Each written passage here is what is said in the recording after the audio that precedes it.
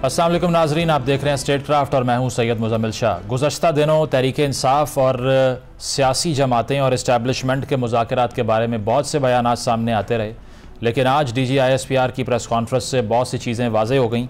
इस press conference में जहां पर इलेक्शन के हवाले से बात की गई, वहाँ ये भी कहा गया कि 9 मई के जो मुल्ज़िमान थे अब तक उनके ख़िलाफ़ वो कार्रवाई नहीं हो सकी जो कि होनी चाहिए थी। साथ साथ ये कि उन्होंने कुछ सियासी गिरोहों की बात की और कहा कि जिन्होंने रियासत पर हमला किया, तनसीबात को नुकसान पहुँचाया, प्रोपेगेंडा किया, उनसे बात नहीं हो सकती। और डायलॉग के हवाले से जो PTI की तरफ से बयानात हम सुनते रहे हैं, ये प्रेस कॉन्फ्रेंस आने के बाद तासुर ये इमर्ज कर रहा है कि शायद ये डायलॉग इस तरह से स्मूथली आगे नहीं बढ़ सकता जो तहरीक इंसाफ की या तहरीक इंसाफ से एसोसिएटेड लोगों की एक्सपेक्टेशन थी।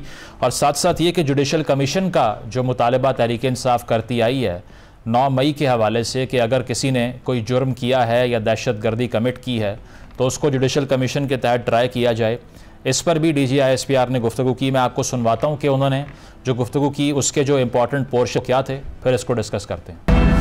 अगर कोई सियासी सोच और कोई सियासी लीडर और कोई सियासी टोला अपनी फौज पे हमलावर, अवाम और फौज के दरमियान नफरत और खलीज पैदा करे, इसी कौम की फौज के बारे में धमकियां दे, प्रोपेगेंडा करे, तो उससे कोई बातचीत नहीं करे। कहा जाता है कि जुडिशल कमीशन बना दिया जाए। हम तैयार हैं, बनाएं जुडिशल कमीशन, लेकिन अगर जुडिशल कमीशन बनाना है तो फिर इस पूरे वाक़े की तह तक जाए। वो जुडिशल कमीशन इस बात का भी अहाता करे कि 2014 का धरना, उसके मकासद क्या थे, किस तरह 2016 में KPK के रिसोर्स से सरकारी वसाइल के साथ दारुल खिलाफा पे धावा बोला। वो ये भी देखे कि कैसे IMF को खतूत लिखे गए और वो कौन से लोग थे जो सोशल मीडिया पे इदारों के खिलाफ नफरत फैला रहे हैं। तो DGISPR के जो बयानात थे वो आपने देखे। अब सवाल ये है कि अगर मुज़ाकरात को आगे बढ़ना है तो तहरीक इंसाफ एक तरफ तो कहती है कि सियासी लोगों से बात नहीं हो सकती, और दूसरी तरफ PTI के अंदर से ही बहुत से लोग ये कहते हैं कि बात होगी सिर्फ इस्टेब्लिशमेंट से की जाएगी। तो क्या इस माहौल में जब उनकी तरफ से 9 मई के वाक़यात को एक्नॉलेज नहीं किया जा रहा, 8 फरवरी के ऊपर जो बयानिया PTI ने बनाया उसको भी एक्सेप्ट नहीं किया जा रहा, वे फॉरवर्ड क्या होगा, इस पर गुफ्तगू का आगाज़ करते हैं। PTI के सीनियर रहनुमा अली मोहम्मद खान साहब हमें ज्वाइन कर रहे हैं, बहुत शुक्रिया आपका। आज DGISPR की प्रेस कॉन्फ्रेंस और उसके बाद में तहरीक इंसाफ का रिस्पांस हमने सुना। अभी हमने प्रेस कॉन्फ्रेंस भी अब से कुछ देर पहले देखी रऊफ हसन साहब की। मैं चाहता हूं पहले आपको सुना दूं कि जो मैंडेट के हवाले से बात होती है, जो PTI ने बयानिया बनाया कि 8 फरवरी के जो इंतखाबात थे उसमें एक बड़े नंबर में उनको वोट पड़ा और उससे एक चीज़ साबित हुई कि अवाम हमारे नैरेटिव के साथ है। इस पर DGISPR ने कहा ज़रा ये सुन लेते हैं, उसके बाद मैं आपका कमेंट चाहूँगा इस पर। तो ये जो बयानिया बनाया जा रहा है कि 8 फरवरी में 9 मई गायब हो गया, गुम हो गया। 8 फरवरी को जो टर्नआउट था वो तकरीबन 47%, तकरीबन 6.5 करोड़ या 65 मिलियन जो वोटर्स थे उस दिन उन्होंने वोट कास्ट किया। उसमें से ये जो मखसूस सियासी पार्टी जो कि ये जिनके लीडर्स वो ये बात करते हैं कि जी ये बयानिया उल्टा हो गया, उस पार्टी को पड़े 18.5 मिलियन। और अगर मैं इसको आबादी के तनासब से देखूं, पाकिस्तानी कुल आबादी का ये 7.5% बनता है मेरे भाई। जिसने उसको 18.5 मिलियन ने वोट डाला उसने कहा कि 9 मई बिल्कुल ठीक हुआ था और बिल्कुल ये फौज पर हमला होना चाहिए था और बिल्कुल ये शहीदों की तस्दीक होनी चाहिए थी। हमारा यकीन है कैसे नहीं। तो अली भाई, ये देखा आपने, DGISPR ये कह रहे हैं कि 7% लोगों ने वोट दिया है इस जमात को जो 9 मई को सही साबित करने की बात करते हैं। कैसे रिस्पॉन्ड करेंगे इसको? बिस्मिल्लाहिर्रहमानिर्रहीम, अल्लाहुम्मा सल्लि व सल्लिम मुबारक अला सय्यिदिना मुहम्मद व अला आलि मुहम्मद। मैं समझता हूँ कि बिल्कुल एक गलत पैराए में सारी बात को पेश किया गया है। मैं DGISPR साहब ने जिस तरह बात की है, मैं तो उसको इस तरह लेता ही नहीं। उनकी बात से तो खुदा न खास्ता ऐसे लगता है जैसे बार बार वो लफ्ज़ कह रहे हैं कि मखसूस सियासी जमात, तहरीक इंसाफ का नाम लेना, बात करें। बाज़ लोग बात करते हैं एस्टेब्लिशमेंट, साफ बात करें ना। पाक फौज हमारा इदारा है। पाक फौज एक दिन आ रहे तो पाकिस्तान की बका और सलामती खतरे में। इतना ही लाजिम व मलजूम है पाकिस्तान के लिए जितना बदन के लिए रूह है। और इमरान खान साहब ने हमेशा कहा कि मुल्क भी मेरा है और फौज भी मेरी है। मुझे बड़ा अजीब लगा कि DG साहब ने जिस तरह से हमारी जमात के बारे में बात की है, जिस तरह DGISPR 9 मई को जो पुरतशद्दुद कार्रवाई हुई है, हम भी उसी के खिलाफ हम भी उसी हालात। एक महब वतन पाकिस्तानी जमात जिसमें बेशुमार लोग ऐसे हैं, फॉर एग्जांपल मैं अपनी मिसाल देता हूं कि न सिर्फ पाकिस्तान बनाने बल्कि अंग्रेज के खिलाफ मुसल्लह जदोजहद की हमारे बुजुर्गों ने, फिर सियासी जदोजहद की पाकिस्तान को आज़ाद करने में। पाकिस्तान बनने के बाद हमारे खानदान ने पाकिस्तान को बचाने के लिए पाक फौज का हिस्सा बन के पाकिस्तान की हिफाजत की। क्या ऐसे लोगों को कोई बुलवाई कह सकता है, पाकिस्तान मुखालिफ कह सकता है? ये तो हम वो एजेंडा पूरा करने जा रहे हैं जो पाकिस्तान मुखालिफ एजेंडा है। हम भी ये समझते हैं कि जिन्होंने उस दिन ये किया वो गलत है। हमारा तो मौक़िफ़ है कि तहरीक इंसाफ एक पुरअमन सियासी जमात है। पुरअमन एहतजाज हमारा हक था और है और रहेगा और सबका है, आईनी हक है। हमारा मुतालबा यह है कि पुरअमन एहतजाज को पुरतशद्दुद किसने बनाया? हमने नहीं बनाया। जिन चीजों की तरफ मोहतरम डीजी साहब ने बात की है, क्या ये शहीद सिर्फ उनके हैं? ये शहीद हम सबके हैं। वो तो ओहदे पे हैं, आए हैं, चले जाएंगे। इदारा अपनी जगह रहेगा। ये इदारा, इसको हमने बचाना है, इसको मजबूत करना है। इसलिए हम कहते हैं कि इसकी जुडिशियल इंक्वायरी हो, ये पता लगे कौन लोग थे जिन्होंने ऐसा किया। दूसरी बात, जो अदाद शुमार मोहतरम डीजी साहब ने पेश किए हैं, उनके मुताबिक कोई 1 करोड़ 80 लाख जी 18 मिलियन वोट पड़े हैं कह रहे हैं। 1 करोड़ 80 लाख बनते हैं ना जी।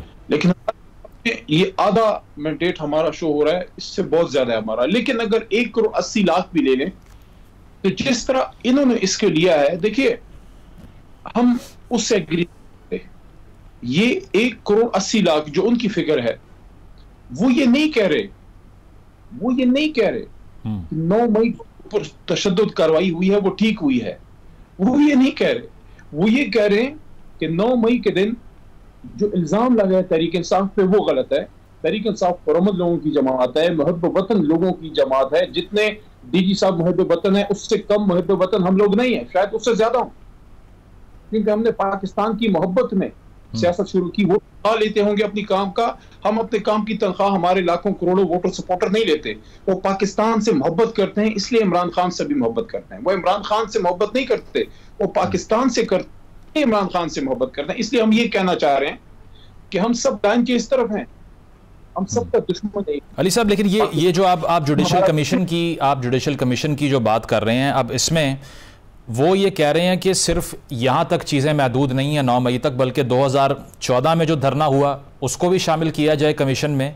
फिर 2016 में जो खैबर पख्तूनख्वा के रिसोर्सेज इस्तेमाल किए गए धरने में, उसकी इन्वेस्टिगेशन भी हो, और जो IMF को खतूत लिखे गए पाकिस्तान के नेशनल इंटरेस्ट को डैमेज करने के लिए, वो भी अंडर इंक्वायरी आना चाहिए। तो फिर आप सपोर्ट करेंगे कि जुडिशल कमीशन के TOR जो हैं वो थोड़ा उसमें इजाफा होना चाहिए, ये सब चीज़ें भी हों उसमें? मेरे ख्याल में 9 मई तक महदूद रहें, इस इशू को सॉल्व करें तो बेहतर है, क्योंकि वो फिर उनकी डोमेन ऐसी हो जाएगी जिस तरह अब हम नहीं चाहते। हमें ज़ेब नहीं देता कि हम अपने आर्म फोर्सेस के खिलाफ कोई ऐसी बात करें जिसकी ना हमारी तरबियत इजाज़त देती है, ना खान साहब ने कभी इस बात की किसी को तलकीन की, और ना हमारा आइन इजाज़त देता है। लेकिन अगर उस डोमेन में आएंगे तो वो एक सियासी जमात अगर बात करती है तो आप उसको उसका फिर जवाब देते हैं। अब अगर ये अता तारोल साहब बात करें या मुस्लिम लीग पीपल्स पार्टी से कोई बात करे तो उसको फिर तुर्की बतुर्की जवाब दें। लेकिन अपनी फौज के तरफ से अगर हम जवाब देंगे, उससे देखें नुकसान मुल्क का होगा। लेकिन मैं ये समझता हूं कि 2014 फिर क्यों रुकते हैं? फिर आप 1998-99 पे जाएं। जिस तरीके से एक इलेक्टेड हुकूमत खत्म की गई, क्या मुशर्रफ साहब को इसका हक था? उसकी इन्वेस्टिगेशन नहीं होनी चाहिए। फिर आप 1977 पे जाएं, जिस तरह एक elected prime minister Zulfikar Ali Bhutto के साथ हुआ। फिर आप 1958 पे जाएं, जब अयूब खान साहब। तो इस तरह से तो कहानी खत्म नहीं होगी ना डीजी साहब। आप और सब मुहब्ब वतन पाकिस्तानी है। फर्क सिर्फ ये है, हम ये सफेद कपड़े और ग्रीन झंडा लगा के एक सियासतदान के तौर पे काम करते हैं, आप वर्दी पहन के करते हैं। हमारा और आपका दुश्मन एक है, इसको प्लीज समझिए। मुल्क का दुश्मन आपका भी और हमारा उतना ही दुश्मन है। इसी तरह इस मुल्क में इस वक्त पॉलिटिकल स्टेबिलिटी चाहिए। अगर हम चाहते हैं कि हमारा मुल्क मजबूत हो, हमें IMF के चुंगल से हम निकलें, उसके लिए इस मुल्क में पॉलिटिकल स्टेबिलिटी चाहिए। अगर इस तरह इतनी बड़ी जमात के बारे में इस तरह की बातें होंगी, उससे एक सियासी फजा नहीं बनेगी। और जिस मुल्क में पॉलिटिकल स्टेबिलिटी नहीं होती, उस मुल्क में इकोनॉमिक स्टेबिलिटी नहीं होती। और जो मुल्क तौर पे मजबूत नहीं होता वो मुल्क कभी भी मुस्तहकम नहीं हो सकता। इसलिए हम ये समझते हैं 9 मई 1 साल हो गया, बिल्कुल इसकी जुडिशियल इंक्वायरी होनी चाहिए, हम सब भी इसको सपोर्ट करते हैं, लेकिन आगे भी बढ़ा जाए। अब इलेक्शन हो गया, 8 फरवरी का इलेक्शन हो गया, इतना बड़ा डाका पे पड़ा है, जो सब कुछ हुआ क्या उसकी फुटेजेस डीजी साहब ने लोगों को दिखाई है? जो इलेक्शन से पहले हुआ, जो लोगों के हाथों से कागजात छीने गए, जो लोगों को उठाया गया, किया गया, क्या वो पाकिस्तानी नहीं थे? वो सब तो 9 मई में नहीं थे। मैं तो 9 मई में नहीं था ना जी। मुझ पे क्यों गद्दारी का पर्चा कटा, मुझ पे क्यों मुल्क दुश्मनी का पर्चा, मुझ पे क्यों सीक्रेट एक्ट लगा? मैं तो नहीं था, मैं तो अदालत से बरी होकर निकला हूं। इसी तरह इमरान खान साहब, जिस दिन 9 मई को उनको कॉलर से पकड़ के घसीटा गया, क्या ये इमरान खान की तस्दीक थी या अवाम के एक मुंतखब साबिक वजीर आजम की तस्दीक थी? मैं दोबारा ये कहता हूं और बड़े सोच समझ के साथ ये कह रहा हूं कि हम सबका दुश्मन एक है। अली साहब, लेकिन ये जो आप मजम्मत की भी अगर हम बात करें, उसमें भी तनकीद यही होती है ना कि 19 मई को पहली मजम्मत सामने आती है। इसके बाद अगर मुज़ाकरात की बात कर लें तो शहरियार अफरीदी साहब ने भी कहा, आपके दीगर रहनुमाओं ने भी कहा कि अब बात की जाएगी, इस्टेब्लिशमेंट से मुज़ाकरात होंगे, लेकिन जिस तरह से जी देखिए, मैं अर्ज करता हूँ, चलें आप कंप्लीट कर लें। मैं ये अर्ज करना चाहता हूँ, आपने जिस तरफ इशारा किया, हम एक सियासी जमात है, मुल्क की सबसे बड़ी सियासी जमात है। कुछ अरसे पहले तक मुल्क में हमारी हुकूमत थी, पंजाब में हमारी हुकूमत थी, पख्तूनख्वा में हमारी हुकूमत थी, अब भी है, बलूचिस्तान में कोलिशन थी, बल्तिस्तान में हमारी हुकूमत थी। तो मतलब है कि कौम पीछे खड़ी है ना, तो बना। तो इसलिए हम ये कहना चाहते हैं कि बतौर सियासी जमात अगर मुज़ाकरात होते हैं तो मुज़ाकरात सियासी जमातों के साथ हो। हमने मुज़ाकरात हुकूमत से करने हैं। अगर कोई चीज ऐसी है जो फौज से मुतालिक है तो हुकूमत का एक वज़ारत है, मिनिस्ट्री ऑफ डिफेंस। फौज मिनिस्ट्री ऑफ डिफेंस के नीचे आती है, वो हुकूमत का काम है कि उनके साथ जो भी जरूरी बात है वो करे। क्योंकि एक बात और, हुकूमतें आती जाती रहती हैं, फौज ना पीटीआई की है ना मुस्लिम लीग नून की है, फौज पूरी रियासत पूरी मुल्क की होती है। इसलिए हम ये कहते हैं कि इस तरह की बयानबाजी नहीं है, इससे फौज को गैर जरूरी सियासत में आप धकेलते हैं। फौज को सियासत से दूर रखना चाहिए, ये बात करते हैं। अली साहब, लेकिन इसका रिस्पांस तो जो रऊफ हसन साहब ने दिया वो उससे भी ज्यादा अग्रेसिव दिखाई दिया ना। वो तो almost on the top of their voice वो बात करते हुए ये कह रहे थे कि जो आपकी जमातें हैं फिर इन्हें बाहर निकाल के दिखा दें कितने लोग इकट्ठे करती हैं। आपको लगता है कि ये कोई बातचीत करने का माहौल है? क्योंकि अगर आपका भी जो तर्जुमान है तहरीक इंसाफ के, उनका मौक़िफ़ देखा जाए तो वो भी अग्रेशन से भरपूर ही दिखाई दिया आज हमें। देखिए, मैं समझता हूँ कि वो कहते हैं वो अम्रुहुम शूरा बैनहुम, जब मोमिनीन के बीच में अल्लाह फरमाते हैं कि जब मसला होता है तो बैठ के शूरा करते हैं। जिम्मेदारी हुकूमत वक्त की है।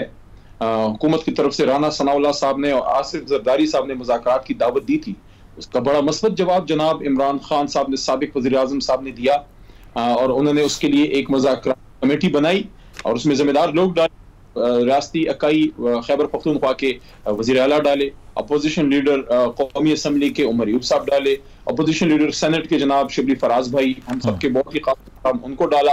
अभी तक हुकूमत की तरफ से कोई जो है उस पर पेशरफ्त नहीं हुई। और एक बात और, जहां हमारे, और मैं लफ्ज यूज कर रहा हूं हमारे अपने DGI SPR, मैं ये लफ्ज यूज कर रहा हूं, जहां वो गिले कर रहे हैं और कभी कहते हैं मखसूस सियासी अपना पत्नी टोला को जिस तरह, तो मैं क्या हमें ये हक हासिल नहीं कि हम भी ये सवाल रखें कि जहां वो एक अच्छा नहीं हुआ जिन्होंने पुरतशद्दुद कार्रवाई की, तहरीक इंसाफ ने कभी सपोर्ट नहीं किया, इमरान खान साहब ने कभी सपोर्ट नहीं किया, लेकिन क्या उतना या शायद उससे ज्यादा अहम ये नहीं कि एक साबिक वज़ीर आज़म पे जानी हमला हुआ, वो जान से जाते जाते अल्लाह ने उनको बचाया, उनके बदन में 4 गोलियां पेवस्त हुई। क्या ये पाकिस्तान पे हमला नहीं था? क्या पाकिस्तान के साबिक वज़ीर आज़म पे हमला पाकिस्तान पे हमला नहीं है? तो इसलिए हम ये हैं कि ये वक्त आपस में बयानबाजी साहब, लेकिन बिल्कुल बयानबाजी का वक्त नहीं है, लेकिन वे फॉरवर्ड क्या जी मसाइल को हल करने का है। कौन परेशान है इस वक्त? आप देखिए पंजाब में किसान तबाह हाल पड़ा है, उसका गंदम खरीदने वाला कोई नहीं है, इन्वेस्टमेंट के मसले हैं, बाहर से इन्वेस्टमेंट नहीं आ रही, एक्सपोर्ट कर रही है, फॉरेक्स रिजर्व्स हमारे डिप्लीट हो रहे हैं, इस वक्त पाकिस्तान की फैक्ट्रीज बंद हो रही हैं, गर्मी आ रही है, आपके पास बिजली नहीं है, अभी गैस के क्राइसिस से हम निकल नहीं पाए। ऐसे हालात में क्या हम इस तरह की बयानबाजी और इस तरह की सख्त रद्द-ए-अमल और एक्शन और रिएक्शन के मुतहम्मिल हैं? हम तो ये समझते हैं कि 8 एक बेहतरीन मौका था।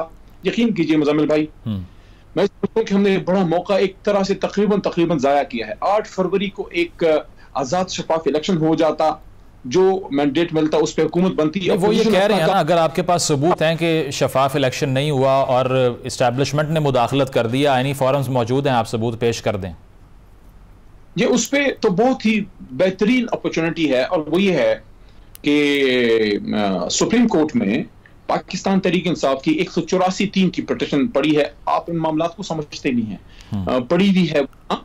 तो अगर वो चीफ जस्टिस साहब, काजी साहब इसको उठाते हैं, उस पर सू मोटो नोटिस लेके जुडिशल कमीशन उसका बनाएं कि जहां जहां मैंडेट पे डाका पड़ा है इस पूरे इलेक्शन का एक ऑडिट हो। आपको याद होगा 2014 में एक ऑडिट हुआ था, एक जुडिशल कमीशन बना था, वो इसी तरह के हालात थे, वो सिर्फ 4 हलकों पे था। अभी 250 से ज्यादा हलकों पे ये मामला है। इसलिए हम ये समझते हैं इन्वेस्टिगेशन हो, दूध का दूध और पानी का पानी हो जाए। लेकिन मुज़ाकरात के हवाले से अली साहब एक इशू ये है कि पार्टी में मुख्तलिफ लोग मुख्तलिफ बात करते हैं। जिस तरह आपने कहा कि सियासी लोगों से बात होगी, रऊफ हसन साहब कहते हैं सियासी लोग इर्रेलेवेंट हैं। गंडापुर साहब ने कल इंटरव्यू देकर कहा कि हमें मालूम है डमी कौन है और असल ताकतवर कौन है। तो अगर आप पॉलिटिकल लोगों पर ट्रस्ट नहीं करते क्योंकि उनके पास ताकत नहीं है, तो फिर तो आपको मुज़ाकरात इस्टेब्लिशमेंट से करने की बात पे तरदीद नहीं करनी चाहिए। देखिए, जो मुज़ाकराती कमेटी बनी है उसमें अगर आप देखें तो उसमें पॉलिटिकल लोग हैं और संजीदा लोग हैं। उसमें मैं समझता हूं इस पर अभी खान साहब से मेरी बात नहीं, मजीद एडिशन भी हो सकती है और भी सीनियर्स उसमें आ सकते हैं। लेकिन ये तीनों, एक वजीर आला है, 2 अपोजिशन लीडर्स हैं, क्या अभी तक किसी सियासी जमात या हुकूमत की तरफ से इनसे राब्ताकारी हुई है? उन्होंने तो आपको हुकूमत फॉर्म करने की दावत दे दी। नदीम अफजल चंद साहब ने कहा मैं जाकर मिल के आया, मुझे इनकार कर दिया आपने। इससे बड़ी ऑफर क्या देते? और साहब मेरी बात सुनिए, मुज़ाकरात के जरिए मामलात को हल करना एक और चीज है, उनके साथ बैठ के हुकूमत करना एक और चीज है। करप्शन के खिलाफ जंग जरदारी साहब के संग, ये लाइन शायद हम अपने वोटर को समझा ना पाते। लेकिन मुज़ाकरात किस नुक्ते पे? देखें, हमारा तो बड़ा सिंपल नुक्ता है। अली साहब, वोटर इमरान खान साहब लेंगे कि मौलाना फजलुर रहमान साहब आपके कहलाए हैं, वो भी तो एक हैरानकुन चीज है ना लोगों के लिए। देखिए, मौलाना फजलुर रहमान साहब धांधली के खिलाफ निकल पड़े हैं। अब अगर वो हमारे प्लेटफॉर्म पे आते हैं तो वो उसी नुक्ता नजर की सपोर्ट कर रहे हैं जिस पे इमरान खान साहब कब से खड़े हैं। अब अगर जरदारी साहब कहते हैं कि धांधली हुई है, अगर वो कहते हैं धांधली हुई है और मैं धांधली पे इमरान खान साहब के लाइन को सपोर्ट करता हूं, तो आए, बिल्कुल आए। लेकिन उनके साथ मिलकर हुकूमत बनाना, that is totally a different ball game. क्योंकि हमारी जमात जो है वो करप्शन के खिलाफ बनी है, हमारी जमात मेरिट के लिए बनी है, अकाउंटेबिलिटी के लिए बनी है। अगर हमने जरदारी साहब के साथ मिलकर करप्शन खत्म करनी है तो ये फिर सवालिया निशान हमारा वर्कर और वो हम पे उठाएगा। लेकिन जी एक और चीज देखिए, हमारा नुकात बड़े सिंपल हैं। इमरान खान साहब असीरान की रिहाई और जो जायज मैंडेट है उसकी वापसी, उस पे अगर मुज़ाकरात होते हैं, हुकूमत उस पे सीरियस है तो वो माहौल बनाए और अपना इनिशिएटिव ले, उस पे बात आगे चल पड़ेगी। और मैं समझता हूँ अगर इन मामलात का हल निकलता है तो बतदरीज आप देखेंगे कि जब सियासी फोर्सेस आपस में बैठ के मसाइल हल निकालेंगी तो बतदरीज आप देखेंगे कि हमारी जो फौज है, जो एस्टैब्लिशमेंट है, वो सियासत से दूर होती चली जाएगी। इसी में पाकिस्तान की भलाई है कि सियासी फोर्सेस बैठ के मसाइल का हल निकालें, अपना कॉम्प्रोमाइज ना करें। हमने अपना इशू कॉम्प्रोमाइज, हमने इमरान खान साहब की रिहाई से 1 इंच पीछे नहीं हटना, ना हमने मैंडेट की वाले पॉइंट्स 1 इंच पीछे हटना है। अली साहब, लेकिन क्या ये क्लियर सिग्नल नहीं है आज की प्रेस कॉन्फ्रेंस में जो कहा गया कि धमकियां देने वाले, रियासत पे हमलावर होने वाले, प्रोपेगेंडा करने वालों से और दहशतगर्द तंजीमों से कोई बात नहीं की जाएगी? इसके बाद भी कोई ग्लिमर ऑफ होप है आपको कि ये सारे मुतालिबात आपके कोई सुनेगा या पूरे करेगा? चले, जब इंसान गुस्से में होता है वो बहुत कुछ बोल जाता है। जब खैर की फरिश्ते चलते हैं और जब मुसलमान बैठते हैं, मसाइल का हल अल्लाह निकाल देता है। हम यही के मुल्क के रहने वाले हैं, हमें दहशतगर्द कोई नहीं है। हम उन्हीं दहशतगर्दों के खिलाफ नबर्द आजमा रहे हैं और अपने खून से कीमत चुकाई है। फौज ने भी चुकाई है, सिविलियंस ने भी चुकाई है, हमारी सिविल आर्म फोर्सेस ने, हमारे जर्नलिस्ट ने, सब ने, पॉलिटिशियंस ने, चारों तक ने अपनी कीमत चुकाई है। इसलिए हम ये कहते हैं कि बजाय इसके कि हम एक दूसरे के खिलाफ बयानबाजी करें, इश्यूज की तरफ आए, मसाइल की तरफ आए, उस पर बैठें, मसाइल का हल निकालें और पाकिस्तान को आगे ले जाएं। और पाकिस्तान को आगे ले जाने के लिए ये नहीं हो सकता कि मुल्क के सबसे बड़े लीडर और पाकिस्तान की सबसे बड़ी जमात को दीवार से लगा के मुल्क आगे जाएगा। अगर आप इस तरह करेंगे तो पॉलिटिकल इंस्टेबिलिटी आएगी और उससे फिर मुल्क मजबूत नहीं होगा। और इसके साथ साथ जो अमरीकी सफ़ीर से मुलाकात हुई कौमी असम्बली में कायदे हिज़्ब इख्तिलाफ उमर अयूब साहब से, उसके बाद अब लोग ये कह रहे हैं कि इतना एक कंसिस्टेंट नैरेटिव आपने बनाया, एंटी अमेरिकन सेंटिमेंट भी था उसमें, अमेरिका पर इल्ज़ाम लगाया हुकूमत गिरने का, अब इन मुलाकातों में क्या डिस्कस हो रहा है? देखिए, वो तो मैं तो नहीं था उस मुलाकात में, लेकिन जितनी मुझे इंफॉर्मेशन आई है वो यही कि जो हैं अमेरिका के, उनकी रिक्वेस्ट पे मुलाकात हुई है। तो अगर अपोजिशन लीडर इनकार करते तो बड़ा अजीब लगता, क्योंकि हमने कभी भी ये नहीं कहा कि अमेरिका या बरतानिया या कोई भी for that matter western country है उससे हमारी लड़ाई है और हम हालत जंग में हैं। हमारा नुक्ता बड़ा सिंपल है, आप हमसे मुलाकात करें, हम भी आपसे करेंगे, ताल्लुकात पे बात करें, दो तरफा ताल्लुकात पे बात करें, बिजनेस पे बात करें, इकोनॉमिक अफेयर्स पे बात करें, स्ट्रेटेजिक मामलात पे बात करें। मतलब बात करने पे अमेरिकी सफीर आपको कायल कर लेते हैं, लेकिन PMLN नहीं कर सकती। लेकिन एक दोस्ताना बात करने में, दो तरफा बात करने में और डिक्टेशन लेने में फर्क है। हमारा नुक्ता बड़ा सिंपल है, हम अमेरिका या किसी मुल्क की डिक्टेशन पे मुल्क को, पाकिस्तान के फैसले नहीं कर सकते। हमारी फॉरेन पॉलिसी पाकिस्तान के मफाद में बनेगी, वो किसी बड़ी ताकत के इशारे पे नहीं बन सकती। हम अगर फॉरेन पॉलिसी अपनी डिसाइड करेंगे, अगर हम मैटर्स डिसाइड करेंगे, रूस से ताल्लुक रखना है, अफगानिस्तान में क्या करना है, ईरान के साथ कौन सा ताल्लुक रखना है, हमने तुर्की के साथ क्या करना है, हमने जो इस्लामिक ब्लॉक है, जो OIC है, उनके साथ हमने किस तरह के रवाबित रखने हैं, हमने फार ईस्ट वालों, इसके लिए हमने अमेरिका, रूस या बरतानिया से नहीं, अपनी पार्लियामेंट और अपने जो हमारे स्ट्रेटेजिक जो वर्किंग ग्रुप्स हैं उनके साथ बैठ के। अली साहब, लेकिन देखें ना, आपके नाक़दीन तो ये कह रहे हैं कि आपको खान साहब की रिहाई के लिए ही उम्मीद ये है कि अमेरिका इंटरवीन करेगा, तो इसका उलट नहीं है कि आप उनसे असिस्टेंस और हेल्प चाह रहे हैं, ना कि डिक्टेशन लेना? मुजम्मिल भाई, उस पर मेरे ख्याल में उमर अयूब साहब ने, अपोजिशन लीडर ने वजाहत की है कि इमरान खान साहब की रिहाई या ऐसा कोई मामला ना डिस्कस शायद हुआ है और ना कोई मदद तलब की गई है, ना उनकी मदद इसमें तलब की जानी चाहिए। पाकिस्तान अपने मसाइल अपने अंदर, हमारे इश्यूज हैं वो अपने खुद के हल करें, यही तो हमारा बेसिक स्टैंस रहा है। पाकिस्तान के अंदरूनी मसाइल में बैरूनी ताकतों को इंटरफेरेंस जो है उसकी इजाजत नहीं देनी चाहिए। ठीक है, आखिरी सवाल अली भाई, ये 9 मई को एहतजाज होगा पूरे पाकिस्तान में, उमर अयूब साहब ने कहा है, ये किस लिए होगा? एक प्रोटेस्ट है, जिस तरीके से तरीके इंसाफ के साथ हुआ है, या जिस तरह एक पुरअमन एहतजाज को कन्वर्ट किया गया और हमारे खिलाफ यूज हुआ। बेशुमार लोग आज भी जेलों में पड़े हुए हैं। आप ये देखिए, खवातीन प्रिजनर जेलों में पड़ी हुई हैं, खान साहब हैं, कुरैशी साहब। अली भाई, लेकिन ये 9 मई की जो तारीख का इंतखाब है, इससे तो अब तासुर यही उभर रहा है ना कि इससे कशीदगी में इजाफा हो जाएगा। अगर आपको जुडिशल कमीशन से उम्मीद है और आपका मुतालबा जो है वो जुडिशरी से है, तो 9 मई के दिन एहतजाज सड़कों पर आकर करने से मैसेज ये कन्वे नहीं होगा कि आप उस दिन जो कुछ हुआ उससे सॉलिडारिटी नहीं रखते? पुरअमन एहतजाज, अपना मौक़िफ़ रखना और उसके बाद आपने शाम को अपने घर चले जाना है। ये मुल्क भी हमारा है, इसके इदारे भी हमारे हैं और इसके स्ट्रेटेजिक एसेट्स और उसके असास मकामात और इसके पब्लिक प्लेसेस, सब कुछ जो है हम सबका मुश्तरका है, हमने सब ने इसका ख्याल रखना है। पुरअमन एहतजाज पब्लिक प्लेसेस पे करके लोग इंशाल्लाह 9 मई 2024 को घर चले जाएंगे। उसी तरह उन्होंने चले जाना था 2023 को भी, अगर बीच में कुछ लोग ये काम ना करते जो उन्होंने किया, जिसकी वजह से ये 1 साल मुल्क में, मैं समझता हूं कि हालिया तारीख का सबसे टेंस साल गुजरा है और उसका नुकसान भी हुआ है। देखिए, जहां हमें नुकसान हुआ है, जहां खान साहब जेल में हैं, इतना तकलीफ में सब अवाम में और इदारों के बीच में फासले भी आए हैं जो नहीं होने चाहिए। हम तो ये कहते हैं कि के दिफा के लिए जरूरी है कि अवाम और इदारे यकजान दो कालिब हों, लेकिन जिस तरीके से किया गया और जिस तरीके से इल्जामात हैं, खान साहब को जेल में डाला गया, उससे तो मसाइल हल नहीं हो रहे ना। खान साहब बाहर हैं, बात को सियासत करने दी जाए, इंशाल्लाह ये मसाइल हल होंगे, गुफ्तगू से हल हो जाते हैं बहुत चीजें। ठीक है, बहुत बहुत शुक्रिया। अली मोहम्मद खान साहब हमारे साथ मौजूद थे। उन्होंने कहा कि गुफ्तगू से मसाइल हल हो सकते और एक दूसरे के खिलाफ बयानबाजी से मामलात मज़ीद ख़राब होंगे, और साथ साथ उन्होंने ये कहा कि सियासी लोगों से बातचीत होनी चाहिए और पॉलिटिकल इशू को पॉलिटिकली ही रिजॉल्व करना चाहिए। अब देखना यह है कि PTI के दीगर रहनुमा जो बात करते हैं कि मुज़ाकरात इस्टेब्लिशमेंट से किए जाएंगे, आज की प्रेस कॉन्फ्रेंस के बाद क्या उनके बयानिए में कोई तब्दीली आती है या नहीं आती। This is a point of concern. एक ब्रेक शामिल करते हैं, ब्रेक के बाद वापस आएंगे। Stay with us.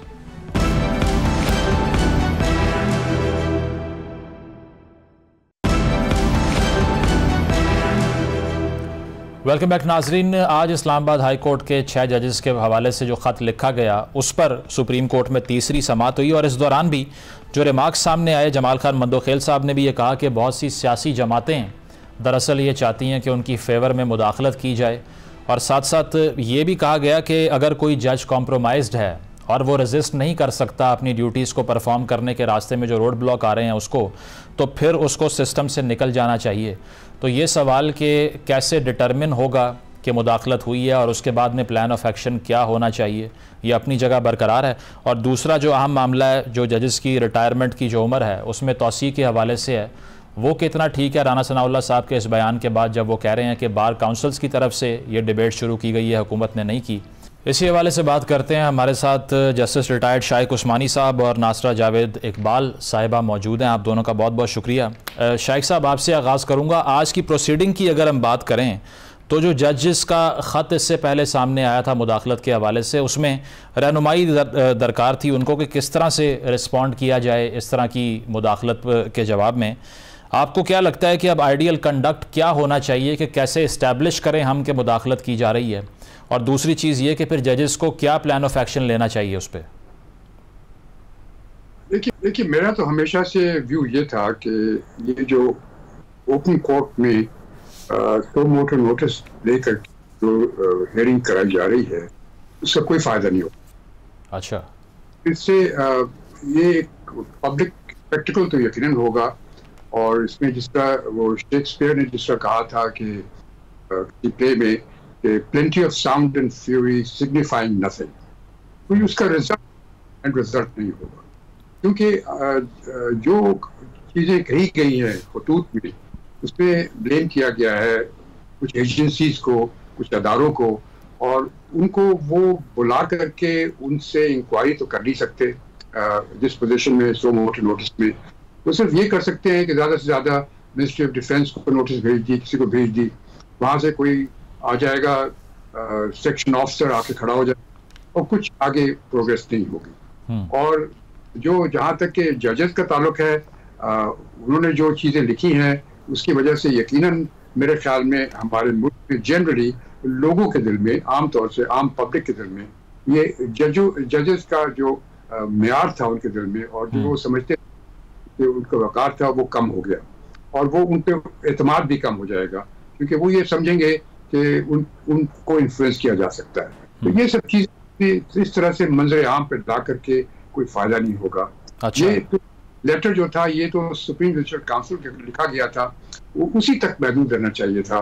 Chief justice साहब खुद भी उसके चेयरमैन है सुप्रीम जुडिशल काउंसिल के, उसी सुप्रीम जुडिशल काउंसिल उसको एग्जामिन करती और ये क्या सोच करके ये उसको रंग दे करके कि ये एक किस्म का मिसकॉन्डक्ट था जजेस का कि वो इस किस्म का खत लिखे। वो है भी, क्योंकि ये जजेस को किसी तरीके से जेब नहीं देता कि वो इस किस्म का खत लिखे। हर एक के पास इतनी पावर्स होती हैं कि वो इस मुदाखलत को के खिलाफ वो एक्शन दे सकता है। ठीक है नासर साहिबा, आप भी यही जी। शाइक साहब, मैं आपकी तरफ आता हूँ। मिसकॉन्डक्ट हो गया और इसकी वजह से जुडिशरी का वक़ार गिर गया। ये सब चीजें मेरे ख्याल में जितनी प्रोसीडिंग्स हो रही है इससे कोई फायदा नहीं होगा, ये सिर्फ होगा। एक तो जो सोशल मीडिया के ऊपर कैंपेनिंग शुरू हो जाती है अनफॉर्चुनेटली, पहले बाबर सत्तार साहब के अगेंस्ट शुरू हुई, अब मोहसिन अख्तर कियानी साहब ने भी ये कंप्लेन की है लेटर लिख के कि मेरे अगेंस्ट भी प्रोपेगेंडा किया जा रहा है सोशल मीडिया पे।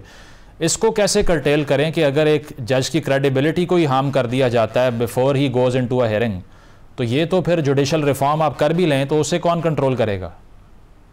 देखिए, ये सोशल मीडिया तो एक रीसेंट डेवलपमेंट है, ये पहले नहीं थी, लेकिन इसकी वजह से कुछ काउंटर इसको करना चाहिए। एक तो कानून बनाने चाहिए इस किस्म के कि सोशल मीडिया पे इस किस्म की बातें नहीं होनी चाहिए। लेकिन अगर होती भी है तो उस सूरत में भी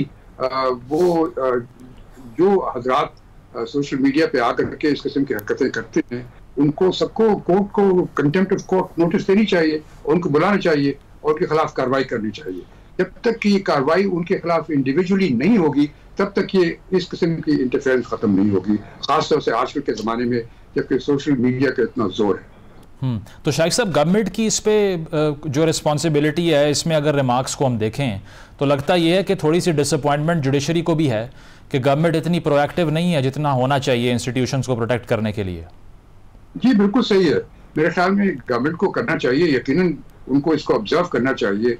और कभी कभी तो ऐसा भी होता है कि गवर्नमेंट के कुछ अदारे खुद अपनी इस किस्म की हरकतें करते हैं, जब जो है उसको नुकसान पहुंचने का अंदेशा होता है। तो ये गवर्नमेंट इस वजह से भी रुकती है, कई दफ़ा उनके अपने सियासी मकासद भी होते हैं। लेकिन जहाँ तक एक जज का बिल्कुल इंडिपेंडेंट रहना चाहिए, और अगर वो देखता है कि कोई उसके काम में इंटरफेयर करने की कोशिश कर रहा है तो उसको फौरन नोटिस देनी चाहिए। और ये देखिए, आप ये चीज़ समझ लें कि पाकिस्तान में, खासतौर से पाकिस्तान में, दुनिया में भी होता है कि हर एक आदमी जब उसका केस कोर्ट में होता है या जो उसके अपने व्यूज़ हैं उसके मुताबिक कोई केस होता है, तो अगर वो जो जज होता है उसको इन्फ्लुएंस करने की वो कोशिश करता है, जो कि हमारे मुल्क में तो आपको पता है सिफारिश का निज़ाम है, तो वो फिर इस किस्म की हरकतें करता है।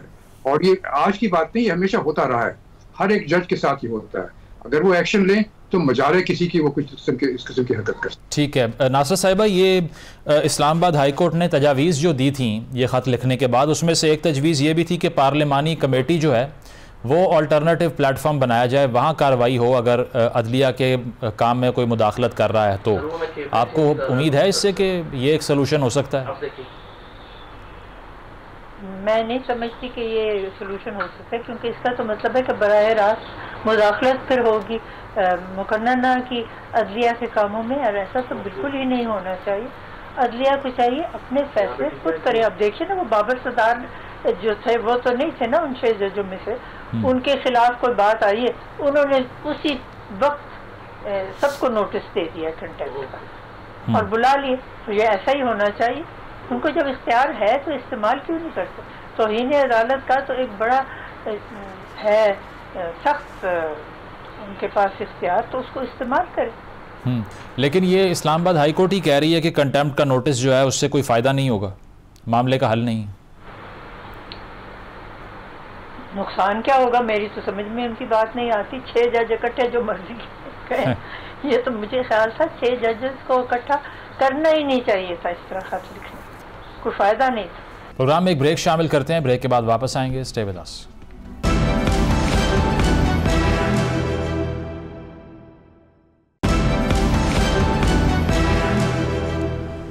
वेलकम बैक नाजरीन, पैनल हमारे साथ मौजूद है, गुफ्तगू को आगे बढ़ाते हैं। शेख साहब, ये एक और मामला जो अब हम देख रहे हैं कि अंडर डिस्कशन है, वो है जो एज है रिटायरमेंट की चीफ जस्टिस साहिबान की। इस पर अब राना सनाउल्लाह साहब ने कहा कि दरअसल बार से ये चीज़ आ रही है कि आप इस एज को बढ़ाएं ताकि थोड़ी एक्सटेंशन इसमें पैदा की जाए। तो आपको लगता है कि इसका कोई अच्छा इम्पैक्ट होगा ओवरऑल जुडिशल प्रोसेस पे पाकिस्तान के? देखिए, मैं तो बाहर सूरत इस किस्म की एक्सटेंशन के खिलाफ हूँ, और ये हम देखते आए हैं पिछली गवर्नमेंट में भी और उससे पहले भी गवर्नमेंट में, कि जब वो समझते हैं कि कोई अदारे के कुछ लोग जो हैं उनके फेवर में हैं, तो वो कोशिश करते हैं कि इनको एक्सटेंशन दी जाए ताकि उनका अपना फायदा हो। आप देख लें जनरल कियानी का, आप देख लें, आप बाजवा का देख लें, सब ये कर, और ये नहीं होना चाहिए। बिल्कुल सख्ती से ममनू होना चाहिए किसी किस्म की एक्सटेंशन का। ये जिसका बात कर रहे हैं इसमें तो आर्टिकल 96 से मेरे ख्याल है कि उन्होंने लिखा हुआ साफ कि जब वो उसकी होती है तो वो रिटायर हो जाता है और उसके बाद फिर वो नहीं रह सकता। और ये बात आ रहा है मेरे ख्याल में है, क्योंकि बात तो इसके बिल्कुल हक में नहीं है। बात तो ये चाहती है कि जज अपना टाइम मुकर्रर कर पूरा करें और चले जाएं। वो ये नहीं चाहते शख्स जो है वो बैक, तो ये तो गलत है। और ये मेरे ख्याल में लोग, सियासी लोग जो हैं, अपने मकासद के लिए ये एक्सेप्शन देते हैं और फिर दूसरे लोगों पे ब्लेम डालते हैं। शेख साहब, लेकिन अगर गवर्नमेंट के पास डिस्क्रिशन है लेजिस्लेट करने की और वो इस उम्र को बढ़ा देते हैं, तो उनको अब रोकना तो अदलिया कैसे उसको कंट्रोल करेगी अगर वो कुछ लेजिस्लेट करना चाह रहे हैं? तो देखिए, ये इसमें इस तरह कंट्रोल हो सकता है कि मसलन अगर चीफ जस्टिस की मियाद बढ़ाई जाती है, चीफ जस्टिस साहब खुद इनकार कर देंगे, नहीं चाहिए एक्सटेंशन। नहीं, वो कर देंगे, लेकिन जो इनकमिंग आगे चीफ जस्टिस होंगे वो फिर एक ट्रेडिशन तो बन जाएगी उसके बाद में। वो इनकार, एक जज कर देता है इनकार, तो वो एक ट्रेडिशन सेटअप हो जाती है और उसके बाद फिर दूसरे जजेस के लिए एक्सेप्ट करना मुश्किल हो जाएगा, वो काफी उसकी खामी होगी। लेकिन कोई स्टार्ट तो होना चाहिए, लोगों को अपना वो अपने कुछ दिखाना चाहिए, कुछ अपना रोप दिखाना चाहिए कि ये कोई मजाक है कि आप बस आपको अच्छा लगा उनका फैसला तो आपने इसका एक्सटेंशन दे दी। ये तो सही नहीं है, किसी सूरत से किसी किस्म की एक्सटेंशन की गुंजाइश नहीं। ठीक है, नासिर साहिबा आपका इस पर क्या व्यू पॉइंट है? राना सनाउल्लाह साहब कह रहे हैं बार्स हमें कंपेल कर रही हैं कि हम ये डिबेट शुरू करें। ये बिल्कुल राना सनाउल्लाह सही बात नहीं कर रहे। ये तो क्योंकि बाख्तियार इस वक्त इनकी जमात की हुकूमत है ना, तो ये जो जी में आए कहें, लेकिन बात ऐसी नहीं है। मैं शाइख उस्मानी साहब से बिल्कुल इत्तेफाक करती कि ये बात पहले भी बहुत दफ़ा छिड़ी है कि जी जजेस की उम्र में तोसी की जाए। जब कॉन्स्टिट्यूशन में जजेस की उम्र मुकर्रर है हाई कोर्ट के और सुप्रीम कोर्ट के, तो फिर तो ये आईनी तरमीम की ज़रूरत है। और आईनी तरमीम रोज़ तो करने का कोई फ़ायदा नहीं है। देखिए ऑलरेडी हम 3 कॉन्स्टिट्यूशन के तहत तो गुजर चुके हैं। अब ये कॉन्स्टिट्यूशन जो है ये कुछ अरसे से कायम है, तो इसको कायम रहने दें। इसके बीच में इस तरह की मेरा ख्याल है आपस में एक दूसरे के मुदाखलत करने का कोई फ़ायदा नहीं। तो ऐसी अमेंडमेंट की ज़रूरत वैसे पेश क्यों आ रही है गवर्नमेंट को अकॉर्डिंग टू यू? वो शायद इसीलिए चाहेंगे कि शायद जो है इस वक्त हमारे काजी फाइज ईसा इनकी टर्म ख़त्म होने वाली है, तो इनको एक्सटेंशन देंगे। फिर जिनको उनके अपने स्वाबदीदी इख्तियारात हो जाएंगे ना, जिसको चाहेंगे वो सुप्रीम कोर्ट रूल्स और ऑर्डर्स में तब्दीली लाएंगे और जिसको चाहेंगे वो दे देंगे एक्सटेंशन, जिसको नहीं चाहेंगे न देंगे। तो ये तो बात जो है ना, ये बिल्कुल ही आर्बिट्रेरी है। ऐसा होना ही नहीं चाहिए ना। मेरा ख्याल है ये इनके इख्तियार में होना चाहिए कि किसको एक्सटेंशन दें और किसको ना दें। ये तो एक आईनी जब है शिक, तो इसको ऐसे ही कायम रहना। ठीक है शाइख साहब, लास्ट मिनट है मेरे पास। ये मखसूस नशिस्तों के हवाले से भी कल हमने देखा कि मौतली हुई इलेक्शन कमीशन के फैसले की सुप्रीम कोर्ट में। अब मामला है आर्टिकल 51 की तशरीह का। अब इस पर आपको लगता है कि जिस तरफ ये मामला बढ़ रहे हैं तो तहरीक इंसाफ को उनकी जो स्पेशल सीट्स हैं वो वापस मिल सकती हैं, या फिर किसी और को जो सीटें दी गई हैं सिर्फ उनसे ले ली जाएंगी अकॉर्डिंग टू लॉ? देखिए ये तो अभी इंटरिम ऑर्डर था और मेरी नज़र में तो ये इंटरिम ऑर्डर नहीं पास होना चाहिए था। एक ऐसी इम्पोर्टेंट चीज़ थी जिसमें कि आर्टिकल 51, आर्टिकल 106 की इंटरप्रिटेशन की ज़रूरत थी और इस मुकाम पर इस किस्म का इंटरिम ऑर्डर देना मेरे ख्याल में मुनासिब नहीं था। और इसको अभी तो ये फैसला तो हुआ नहीं, इंटरिम ऑर्डर है और इसके जो लेकिन इसकी वजह से बातचीत शुरू हो गई, लोगों ने बातें करनी शुरू कर दी, शुबहात पैदा शुरू हो गए, हर किस्म की लोग सियासी फायदे उठाने शुरू कर दिए लोगों ने इससे। तो इसके लिए मेरे ख्याल में हमारी जुडिशरी को ज़्यादा केयरफुल रहना चाहिए कि इंटरिम ऑर्डर इस तरह से इतनी आसानी से नहीं देना चाहिए ऐसे मामला, ख़ास तौर से जहाँ पे कि किसी ख़ास शिक की कॉन्स्टिट्यूशन किसी ख़ास शिक की इंटरप्रिटेशन की ज़रूरत है। सही, ठीक है, बहुत बहुत शुक्रिया। शाइख उस्मानी साहब, नासरा जावेद साहिबा हमारे साथ मौजूद थे और कहना उनका यही था कि ये जो उम्र में इजाफा किया जा रहा है, उम्र की हद में चीफ़ जस्टिस साहिबान की, इससे कोई पॉजिटिव इम्पैक्ट नहीं आएगा। और साथ साथ ये कि ये सारा मामला जिसमें स्पेशल सीट्स की बात की जा रही है, इस पर इंटरिम ऑर्डर से भी वो चीज़ अचीव अगर करने की आप कोशिश कर रहे हैं कि कुछ ड्रॉ कर लें conclusion, so it's too early to say. और जहाँ तक बात है सुप्रीम कोर्ट में होने वाली आज की समाअत की, तो उस पर भी उनका यही कहना था कि डायरेक्ट एक्शन होना चाहिए और जजेस को ख़ुद इंश्योर करना चाहिए कि अगर किसी ने मुदाखलत की है तो वो उसका अब्रप्ट रिस्पॉन्स करें। एक ब्रेक शामिल करते हैं, ब्रेक के बाद वापस आएंगे। Stay with us.